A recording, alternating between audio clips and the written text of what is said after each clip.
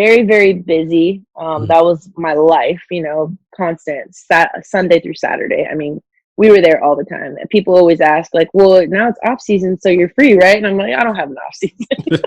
We literally have, maybe a couple weeks from June to July Mhm. during that time off the whole year. And that was another thing, I had to learn. And I was so grateful for my department, the guys I was able to work with, like teaching me that during the way, because honestly, that's the fun part.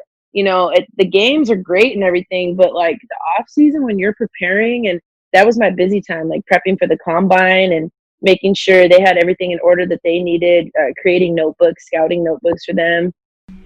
It's amazing how trash talk can bring people together, right?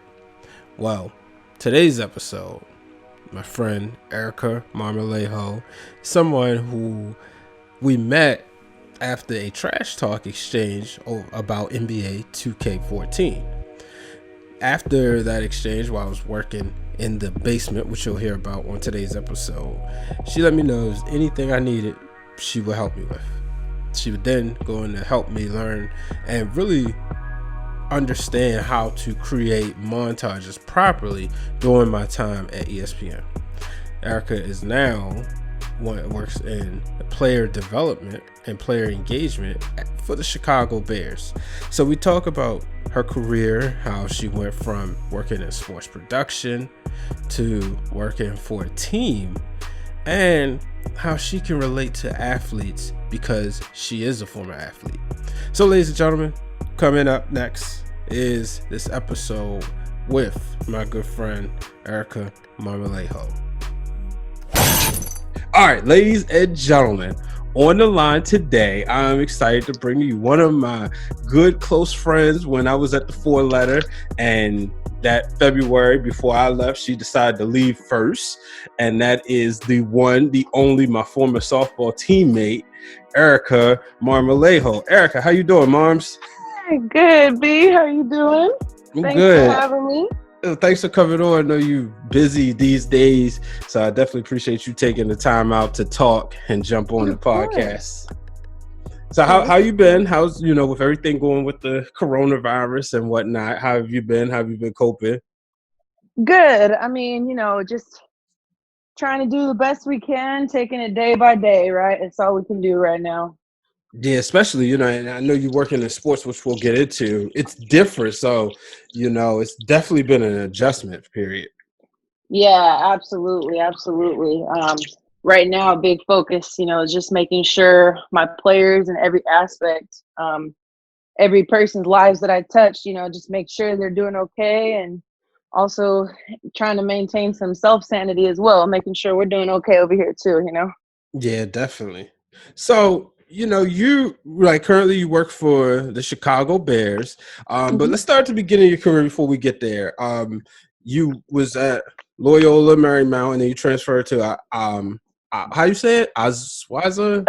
Azusa Pacific. Yep. Yeah. And you studied journalism and pre-law. How in the world did you manage both of them? Because those are two intense courses of study. Yeah. Well, I felt like I didn't want to leave the sports world altogether. But I knew that there was some sort of legal aspect deep down. I wasn't sure if that was maybe being an attorney, or what, but that kind of led me to what I recently studied for my master's. But I don't know. I just felt like I wasn't really sure. I was kind of torn between two worlds, and so I wanted to learn as much as I could about both. And I really enjoyed pre-law. I took my LSATs and everything, and was really excited about that. But I just, I decided that I wanted to go a different route and maybe get into broadcast journalism. So I Mhm. studied that a little further, and that kind of led me into my post collegiate career. Okay, so you started off at Fox Sports as a PA. Yeah, so I did a production assistant for Fox Sports, primarily Fox Soccer there.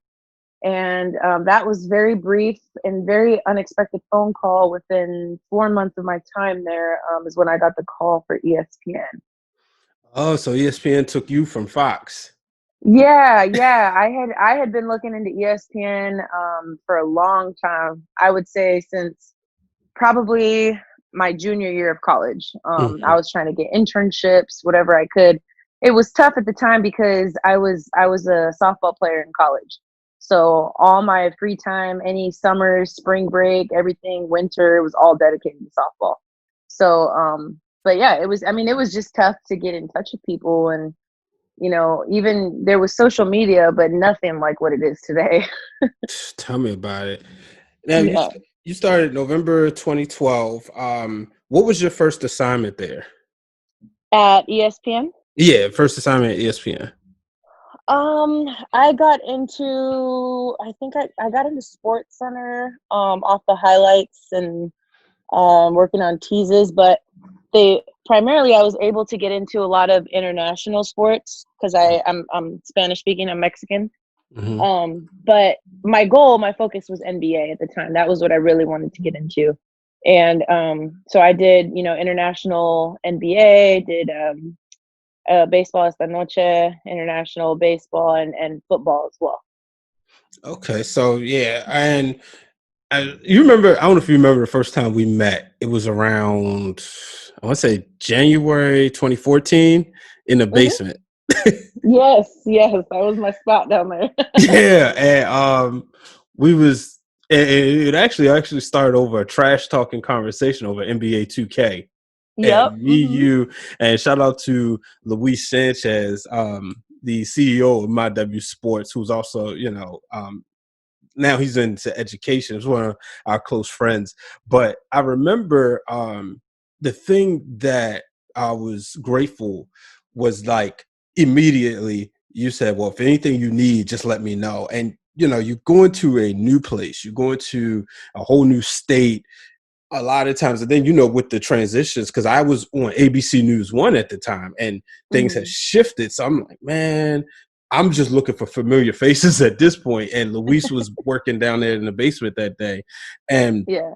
and like I said, what I was grateful is that you kind of saw that. Now, during your time there, you also worked in, you did a lot of NBA stuff. What was some of the coolest things as far as the NBA that you got to do? I think the best moment that I got to do was when our main producer, Bruce Bernstein, he was awesome. Just pivotal guy for my career. I still talk to him to this day. He was just a great guy to have oversee the whole NBA content there in Connecticut, and he basically gave me an opportunity to be on our show NBA Tonight. And one of the coolest things was being able to do a one-on-one feature with Cassidy Hubbard. Mm-hmm. Shout out Cass. I love her. But she was our main host, and he basically got us I think we had two cameras, and he chose me and I believe at the time it was Kevin Lowe, and we were able to do kind of creative features of our choice. And so Cassidy and I did a one-on-one, and we were able to shoot in different areas, so film different areas. We did bloopers. We made it as creative as we possibly could. It was just like a minute rundown of everything that was going on in the NBA at the time. So it was really cool. It was really creative and just different. It was really neat. Yeah, that was cool. One thing I got I ain't gonna give you all the props, but you Please don't. you really showed me how to put together montages, and I used Yeah. to study yours to figure out how to do it. Because the thing is, when you produce content, there's so many different ways, but a montage to tell a story. And Hmm. I spoke with DeVry Smothers on a podcast a few weeks ago. He talked about one that he created that was, he was just fooling around, and it ended up being on. They aired it on the NBA Finals, Oh and wow. and that was one of the things that I learned from you was, just kind of like using that free time to still create something. With ABC News Yeah. 1, there were nights where there wasn't much to do. So you Right. could do something like create montages and stuff. Um, Yeah. we got to talk softball. So I mentioned at the top of the show that you and I was on the softball field together. And Yeah. Uh-huh. I remember there was one game, and you may remember this. So by the time I was playing softball, I wasn't, how when you get older, your mind wants to do something, but your body says no. Right. Yep. I'm So there with you. that kind of happened, especially me being older. At the time I was 20, 28 or 27 or Uh-huh. 28. And I'm sitting there, I'm like, man, I know I can move. What's going on? But it was down to the last, we were up by 3 Mm-hmm. and the bases were loaded and the fly ball came to me. And I remember sitting there and I'm just praying that I don't drop this ball. And you was at first base. And all I could think, I was looking at you because you was like, you kept turning around. Oh, B, if it come to you, you better get it. And I ended up catching it. And everybody, they're like, oh, what a good catch, And one guy on our team was like, I knew you was gonna catch it. And then you came up to me, was like, you had me scared because I didn't think you was gonna catch That sounds about right. it. I was like, God dang. Yeah, that's my little competitive spirit there. Yeah, especially basketball too, Yeah, Uh, those are some good days. Yep. I lost some weight, so I think I can keep up with you now. I ain't still Yeah. don't forget that time you jade me. I was like, God, Yeah. ain't this. And then you kept talking. I was like, Yep. goodness Those were gracious. fun days. Yep. Yep. I miss that. I miss that. Yeah, definitely. When did you decide that your time was up? Because obviously we vented to each other a lot about just different things that was going on there, and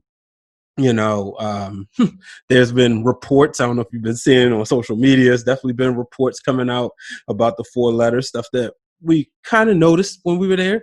But when did you decide that enough was enough? Of being at ESPN. Mm-hmm. I mean, I honestly, I loved my time there, and recapping all the different jobs that I've had.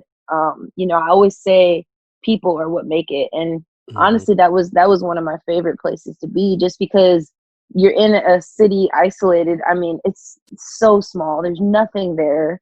I mean, I attribute a lot of my weight gain to the beer drinking there, but we had it was because there was so many people that were our age, and it was fun, and we Mm-hmm. made the best of it, and we had good times, and we went through the highs and lows together and projects, and we all understood each other at the end of the day. And really, that area of Connecticut was just crawling with employees from ESPN, because that was the majority of what was there. So that was really cool to go through all that together. But I think when I was in NBA and I was able to work with such prominent figures, especially when we brought Chauncey on board, Chauncey Billups, Mm-hmm. I knew that I felt like I had a higher purpose in being back within a team setting. I really missed that. And I think I learned that, as much as I thought broadcast journalism, being in front of the camera, I always thought that was my calling, sideline reporting. I've always been one to kind of learn the ins and outs. I always wanted to learn the back end of it as well. Just in the event I am in front of the camera, I know what a prompter is. I know when it goes out, I have everything in my head. When my scripts aren't there, I know what I need to report on. So I always wanted to understand the behind the scenes as well, as Mm-hmm. opposed to just being in front of the camera. And so being able to see all that, I was like, you know what? I respect this, but it's not for me. And I Gotcha. loved I loved my opportunity and what I was able to do. But I've been an athlete my whole life, and it wasn't what I thought. Mm-hmm. And so I wanted to be back within that team setting. And I remember having those conversations with those guys, and even with George Karl. And it's funny because even when I had my opportunity with the Kings, I didn't plan that. George Karl just happened to be there because he was one of our analysts as well at ESPN. Mm-hmm. So then, when you would go to the Kings and work in a digital media department, what was that like? Now you're going from ESPN where it's all sports, but you primarily working on NBA and multiple teams. Now shifting to the Yeah. Sacramento Kings, and you being a Kings fan. Yeah, that was a great opportunity. But again, I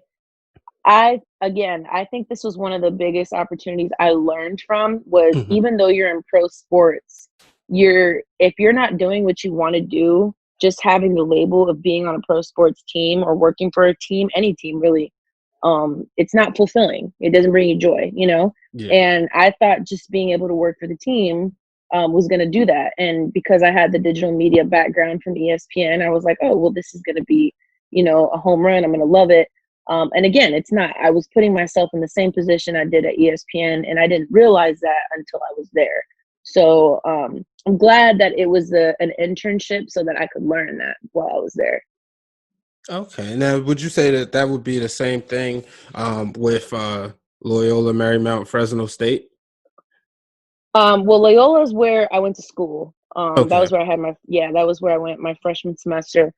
But for Fresno State, that I think was definitely, like, I know I said ESPN was one of my favorite places, but this was probably my favorite job ever. Like Oh, okay. learning from Fresno State. I was a men's basketball video coordinator, but administrative assistant. Mm-hmm. And I was there for a short time, but Coach Rodney Terry gave me, a heck of an experience and opportunity. And just being able to work with the guys there, I worked closely with, all the different coaches and our director of operations and some assistants on board as well. But really, one of our coaches, Byron Jones, he gave me a lot of opportunities there. I was able to put together some PowerPoints, help him with some recruiting processes, and able to put together highlight videos for the guys. And I learned a lot there too. I think that's where I really honed in on player development, just being able to work with the guys and talking with them off the court and really learning about them and helping them. Just we had an amazing year that year. The guys won the Mountain West Conference and the Mm-hmm. tournament. And I mean, it was just great. They got to go to the big tournament. It was awesome. It was a heck of an experience. Now, did you travel with them to the tournament? No, I didn't, which I was really bummed about. But yeah, but I did. I was able to make a few trips, and the few trips that I did, and being on the bench, that was amazing. It was awesome. Oh, okay. And now you would go to your football team, the Oakland Raiders, as administrative assistant to GM and player personnel. Can you talk about that experience? Fortunately, when they came to Baltimore during the Agent Flacco years when y'all came and beat us, which I called the win that y'all would win that, and people were mad. Yeah. That was the last time we actually got a chance to link up, which was always great. But what was it like being, with a pro football team? Because now you're going from basketball to pro football. That was amazing. I had only met Mr. McKenzie a handful of times, Mm-hmm. but just knowing, especially looking back on it, how much work I did, not only for him and the department and the team, organization, but for his family and his wife as well. I mean, we've met a handful of times, and he's a scout at the end of the day. He was a GM, but he's a scout, so he's able to read people and character and study and traits and personality and all these things that go into doing the homework of being a scout, for Wow. prospects.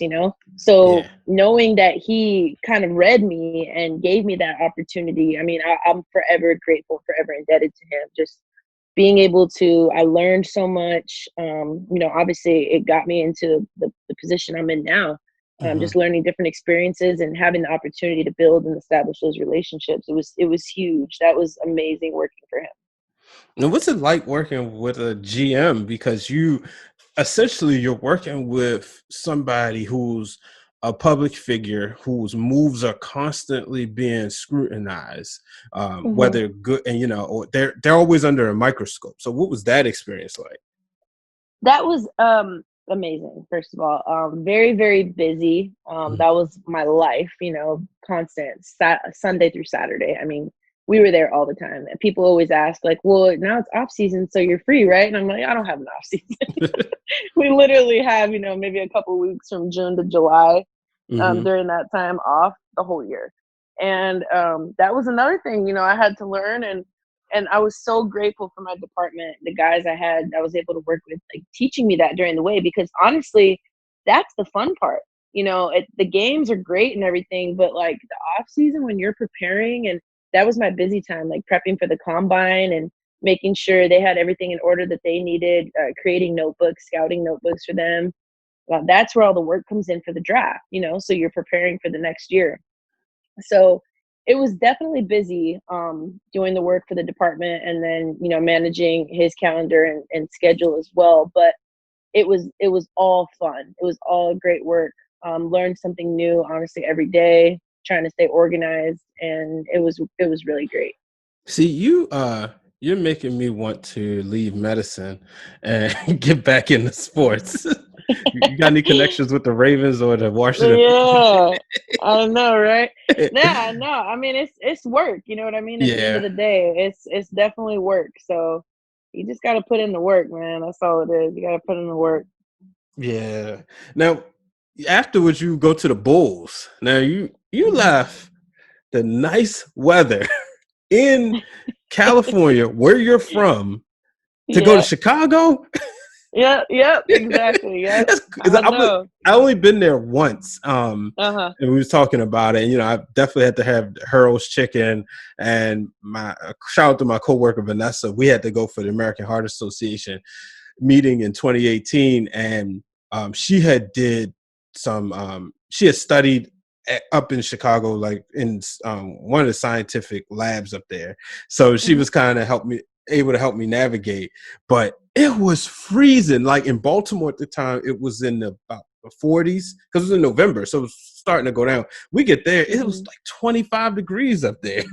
Yeah, it is very cold. And the worst part about it is last year was my first year.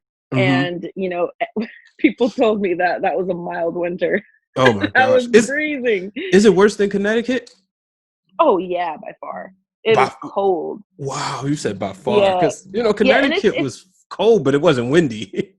yeah, that's the thing. That wind gets you. But it's crazy because when we were in Connecticut, we got hit with, I think that storm was called Nemo. That was bad, like really, really bad. That was the year before So I got there. yeah, so that was really bad, and, luckily, I didn't have anything like that here, but it definitely gets cold. It gets real, real cold.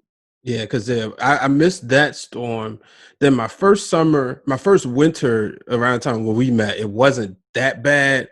The next winter, it was starting to. We had some blizzards because my daughter was born the day after, no, the day before the Patriots Seahawks Super Bowl, and Okay. that they told us that Saturday. They said we're expecting a blizzard, so usually you have to wait 2 days to go home. But because we're expecting a blizzard, if she's healthy, she can go home that day. So I was like, cool. I'm not gonna have to watch the Super Bowl in the hospital. And then I had to work that Monday. As soon as I got off of work, you remember I was on Mike and Mike. So it's like as soon as Mhm, I got off, it was like the blizzard had started around 12.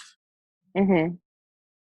So Yeah, no, yeah, no, it's definitely, it's gonna get cold, especially here, and like I said, at least Connecticut, like, I got a little taste of it, and mhm. I used to think I snowboarded a lot when I was younger, so I used to think, "Oh, well, I'm used to the snow, no big deal." No, this was a different different type of cold. Yeah. Now with the Bulls, you what was like some of your primary responsibilities?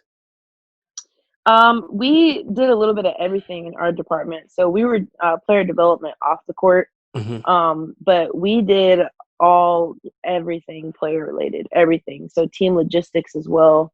We handled the travel, which was the travel schedule for the entire year, the chartered plane for the entire year, the bus scheduling, the hotels, the per diem for the players and staff, seating on the plane. Oh wow. Let's see, yeah. Oh geez. Calendar stuff related. We worked with a company called Teamwork, so that was the scheduling within the app. So basically like itineraries for the trips, Mhm. handle distribution of tickets for players pregame. So yeah, I did a lot. And on top of that, obviously, just help managing lives for the players off the court. So any resourceful needs that they need, helping their families, significant others transition, everything of that nature.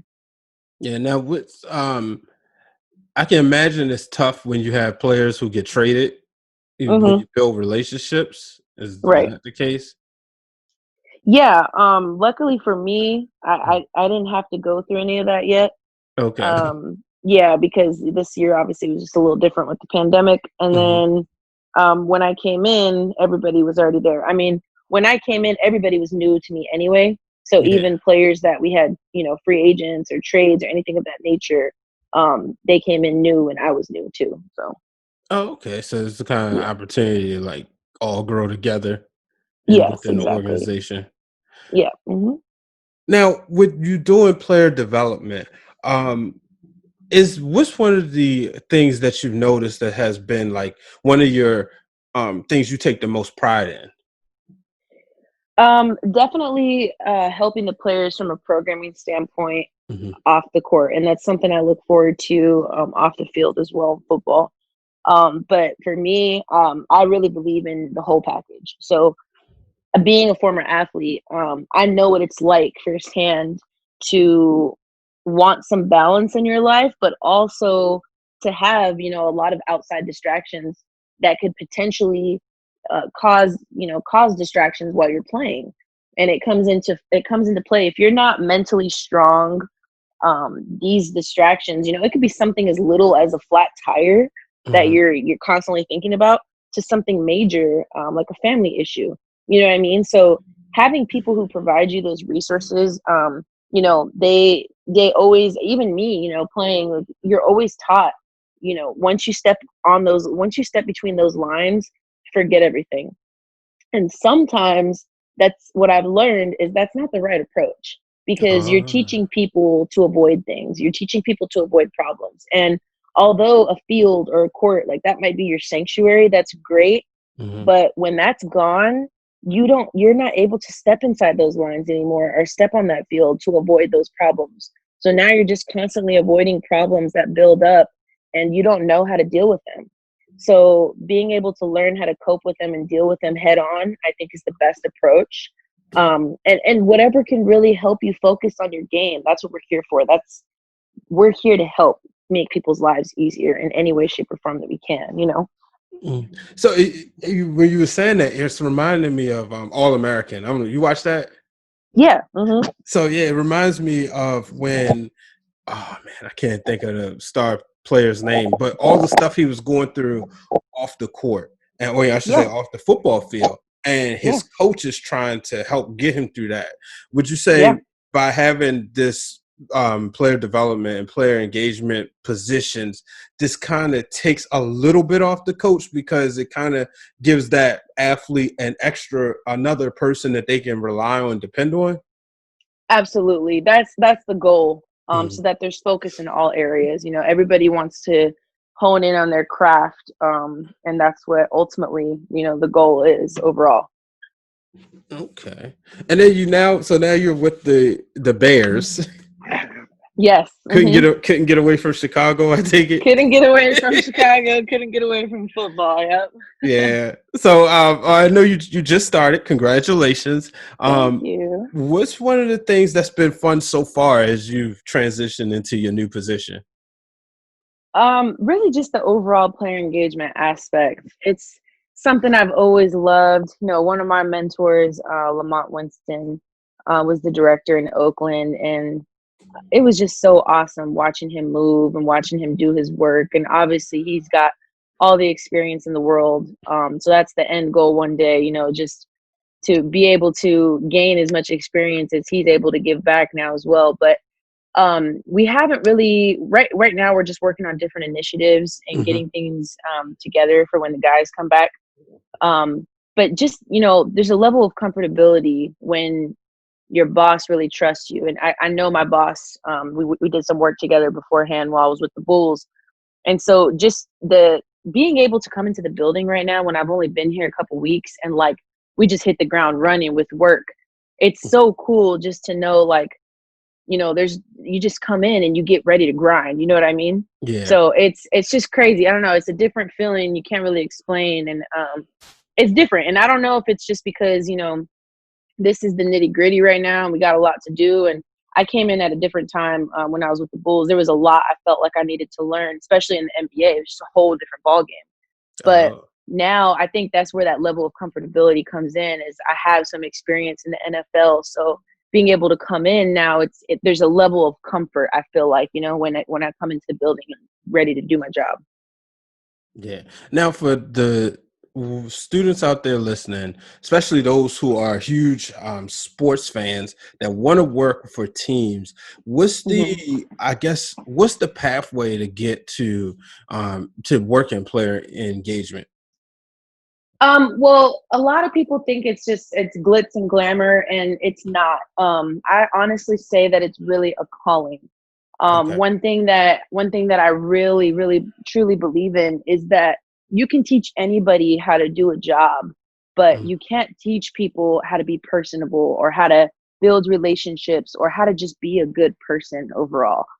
So I think that's just really important. And again, it goes back to, these spots are limited, as you know, with sports teams. There's only, what, 32 Mm-hmm. teams. So it's definitely, it's a grind. But be passionate about what you do. It doesn't matter where you work or who you work for. Love what you do. And that's something that I'm constantly learning every day, whether it's my job or just, you know going to the gym, or like, love what you do, love who you are, and do it with passion. So I would definitely say, for somebody who's seeking out roles and what to do, and especially right now, my heart breaks for, I just saw the news today for a lot of HBCUs, and football being canceled, and my heart definitely goes out. I just can't imagine as an athlete, my senior year, especially being taken Mm-hmm. away, and especially right now. So, whatever I can do, I'm always whatever I can do to help. I'm always here, whatever I can do to give back. Definitely, I would continue to tell people just to reach out, and learn. I'm still doing that. I'm nowhere near done. So just to be a sponge. Don't ever be afraid of feedback. Constantly look for feedback. And don't take it as criticism. Like, constantly learn. Do whatever you can to learn.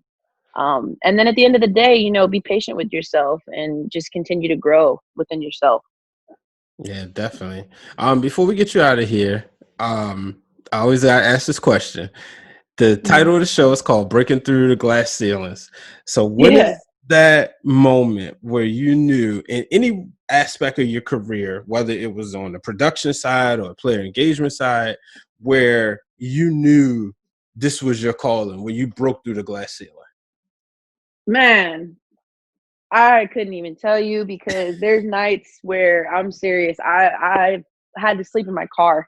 I've slept in my car. There's nights where, I've struggled financially. I mean, when I took that Kings job, like I said, this is where the glitz and the glamour comes in, where the title sounds good, the profession sounds good, but my parents, thought I was the craziest person on planet Earth, leaving a full time job with benefits in my 20s, that I got right out of college, to an internship making, I don't know, maybe $9 an hour, Mm-hmm. and maybe being able to work, 30 hours a week, if that. So that to me was, my moment of, I can't stop. Even when I was at Fresno State, again, I wasn't making full time money there, and I had another job as well. I was working at Starbucks, where I was working opening shifts from 3:30 in the morning until 9:30 or 10, whenever I could just shoot on over to Fresno State and work there until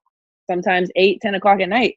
You know what I mean? And Mm-hmm. then do it all over again. So those were my moments where I was like, this is whatever it takes, because ultimately, I look at today, and I know I'm not done, but it's the little blessings that I count, that I look back on that and I'm like, wow, I'm in my own apartment today. I'm making my own paychecks. And back then I was scrambling, like, what am I going to do? you know? Yeah. So for me, those are definitely breakthrough moments, definitely blessings from God, for sure. Amen. Erica, I definitely appreciate you coming on. Like I said, I wouldn't be where I am in video production without you. And I'm not the only person, so many people that could say that. It was, I look back at the 2 years I was at ESPN, and I had friends, but then I had family. If you remember, when we went to church that Yes. yeah, that November. Yes. I And remember. Yep. and I Hmm. always talk about that, and I say that there were 5 of us who went to church from ESPN that night Yep. in November, and then by that August literally all of us were gone. But Yeah. and I had, like I said, I've got, friends who still work for the company. Majority of them don't no more, but if there was a circle of, if I had to say, you told me to choose 10 people who I was really close to, the 4 of y'all were right there with me that Tuesday night for Turn Up Tuesday. Shout out to Pastor John Watkins up in Mount Olive Ministries. I still keep in contact with him. So, oh, that's awesome. Yeah, he's a great guy. So shout out to him. But I remember, and like I said, with you, it was always like, you was just one of us. Like we just instantly clicked whenever I needed help or needed to vent. I could always knew I could depend on you. And sometimes you just need to talk to somebody. You don't need it to go no further. And so I definitely appreciate that. Let the people know, if you want to, where they can find you. Yes, you can find me on LinkedIn, Erika Marmolejo. Obviously we have our schedules and I get busy, but I always do my best to respond as soon as I can. But yeah, like you said, continue to give the respect to people that, you want as well. And that's kind of going to your point there. The way that I treat people is, the way I would hope people would treat me. So whatever I can do to help, man, I'm happy we crossed paths, and definitely always here for you, whatever I can do. Yeah, definitely appreciate it. Ladies and gentlemen, that is, I'm going to call her Marms because that's what we call her. Make sure you connect with her on LinkedIn. Got you. Thanks, B. Appreciate it, man. Thank you. All right, ladies and gentlemen, I hope you enjoyed that episode with Erika. Understand that there are multiple ways to work in sports. So connect with her on LinkedIn. That's the only social media platform you will find her. Next week, it will be very interesting as I talk to somebody who's very outspoken. And to me, it feels like one of them interviews, a sit down tell all. And I'll bring on my good friend Chinapa. Chinapa and I work together at my current position at Johns Hopkins. And she has left, but she really tells why. So get ready for that episode next week. Make sure you're subscribed to the podcast. And I promise you, you won't want to miss anything if you follow me on social media. Follow me at Brian H. Waters. Make sure you subscribe. Drop me a 5-star rating. Help me out. I appreciate it. Until the next time, folks, I'm Brian H. Waters. So long, everybody. This podcast was recorded and edited by B. Waters Productions. The music by Hypno Beats. Make sure you follow him at Hypno_Beats with a Z on Instagram.